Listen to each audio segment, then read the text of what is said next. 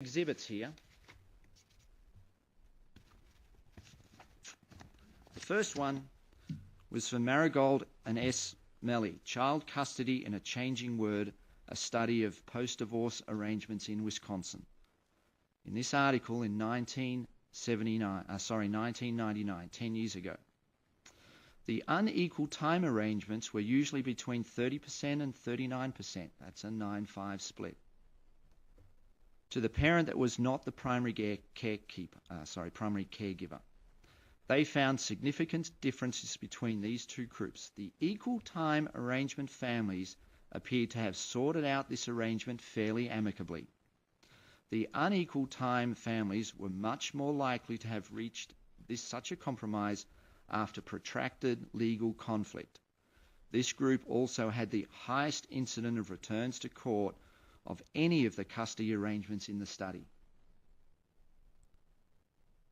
In Bender, 1994, joint custody, the option by choice, in the Journal of Divorce and Remarriage. Joint custody is also the preferred option in high conflict situations because it helps reduce the conflict over time, and that is in the best interest of the children.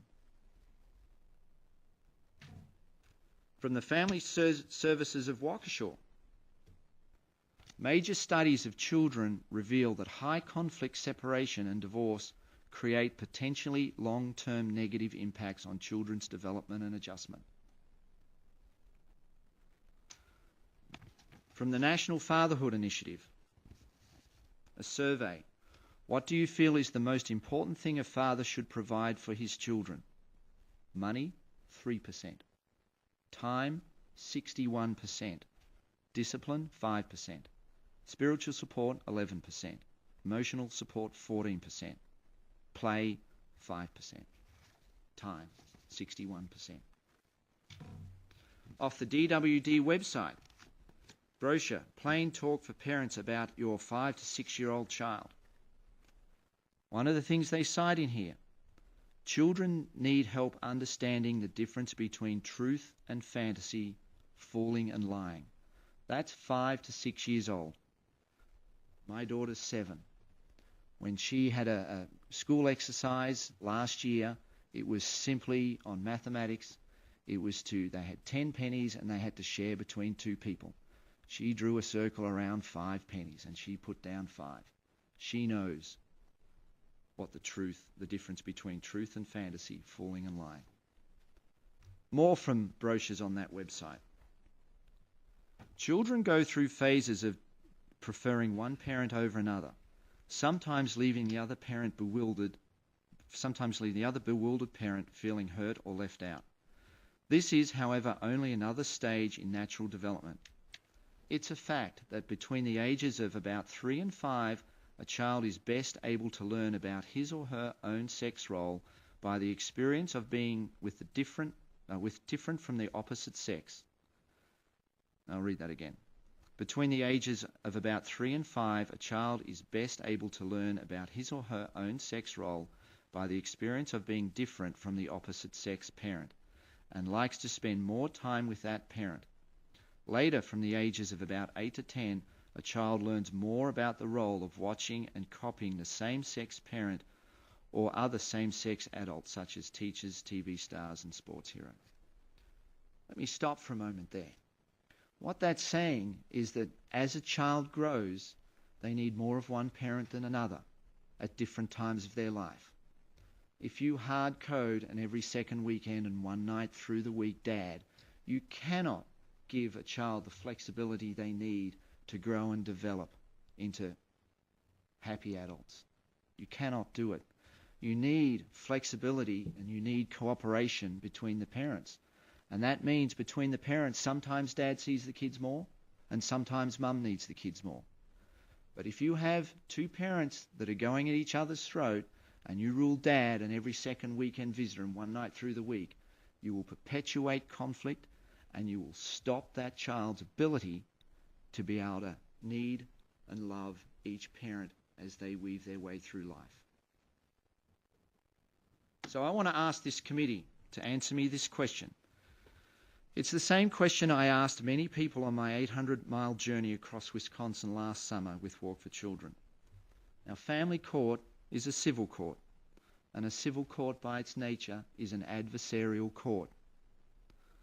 Can you ever actually do what is in the best interest of a child when in an adversarial court you pit a mother and father against each other using mudslinging and gutter tactics to produce, on purpose, an unequal parenting outcome, where one parent becomes the gatekeeper and the other parent becomes the visitor?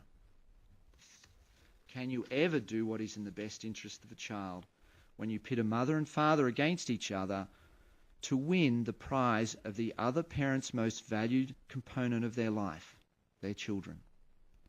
If you want to fight to the death, set up a system that will take your children away. The system creates the conflict, and the primary parent uses the system to marginalise fathers out of their children's lives. Let me quote Judge Brian Lindsay, a retired Supreme Court judge from New York. "There is no system ever devised by mankind that is guaranteed to rip a husband and wife or a father, mother and child apart so bitterly than our present family court system." If this committee truly wants to turn the downward spiral around, this committee must create legislation that will guarantee that my child-parent bond will never be severed. Now, how do we do that? First of all, let me say, as you already realise, I was born in Australia, as my daughter was. Wisconsin is where my daughter lives, but Wisconsin is not my state, and the USA is not my country. I'm not a citizen, and I cannot vote, so party politics plays no role in my efforts to treat our sons and daughters with fairness and equality. I am glad to see that both Republicans and Democrats are making this issue a bipartisan issue. A House Republican has brought this bill before us. I had the pleasure of attending the Democratic Party of Wisconsin's convention in June the 29th and 30th this year. I heard Milwaukee Mayor and Democrat Tom Barrett speak.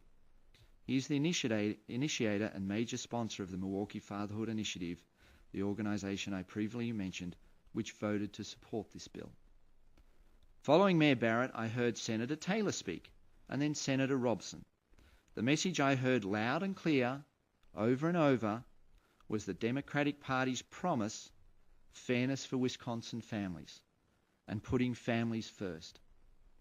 So with the Republican authoring this bill, the Democratic Party promising fairness for Wisconsin families and putting families first, and with both Milwaukee Fatherhood Collaborative and Mayor Tom Barrett's Milwaukee Fatherhood Initiative both giving this bill the thumbs up, I look forward to this committee doing the right thing by our children.